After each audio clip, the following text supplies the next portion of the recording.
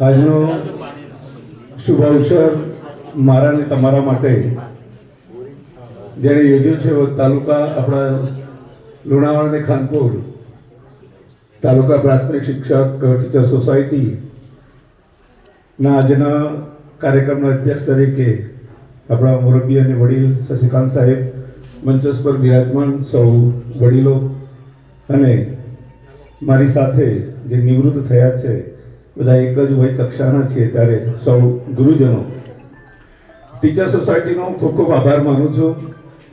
1986માં જ્યારે હું મારી નિમણૂક થઈ ને પછી 88માં હું આ સોસાયટીનો જ્યારે સભ્ય બન્યો એ દિવસથી આજ તક સુધી મેં કોઈ બેંક અથવા તો કોઈ દીર્ઘા ગાડી હાથ લંબાયો નથી અને મારું જેટલું પણ જે કંઈ કામ થયા હશે મેં મારું સામાજિક કામ કર્યું હશે, મેં મકાન લીધું હશે, મારા છોકરાઓને ભણાવ્યા હશે તો એડવાન્સમાં જ્યારે સોસાયટીએ મને ખૂબ જ સહયોગ કર્યો છે.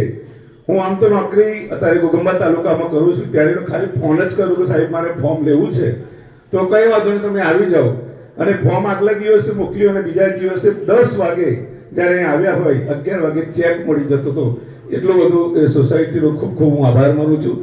સાથે એચડીએફસી ના બેંકના મેનેજર સાહેબ જે બેઠા છે, હું જ્યારથી પણ એચડીએફસી બેંક સાથે જોડાયો છું, મારા મકાનથી મારી ગાડી છે, મારા છોકરાને જ્યારે વિદેશ મોકલવાનો હતો ત્યારનો આભાર તો મારી સોસાયટીને છે કે જે દિવસ મારા છોકરાએ પરીક્ષા પાસ કરી અને હું જ્યારે અંદર ઓફિસમાંથી બહાર નીકળ્યો ને મારે ફી ભરવાની હતી, મારી પાસે માત્ર એક જ પેટી હતી, પરંતુ મને એવું થયું કે મારી સોસાયટી પર મને ભરોસો છે. મેં બહાર આવીને ખાલી ચેરમેન સાહેબને વાત કરી કે મારે આટલા પૈસાની જરૂરત છે, મારા છોકરાને વિદેશ જવું છે. ત્યારે એમ કહ્યું આવી જાવ કાલે.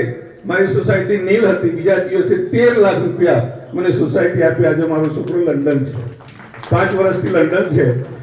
એ બધો જ ફોર યશ એ મારી સોસાયટીને છે. અને ખરેખર આ સોસાયટી કદાચ ન હોત તો કદાચ આપણે કોને આગળ હાથ લંબાવવો પડતો હોત, પરંતુ સોસાયટી આપણને એટલા બધા સન્માનભેર આપણને આપણું જીવન અપાવ્યું છે.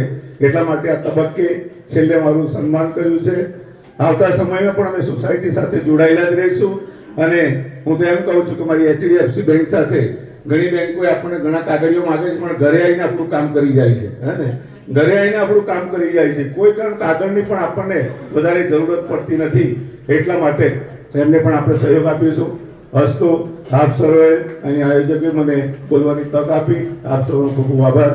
જય ગુરુદેવ, જય ગરવી ગુજરાત.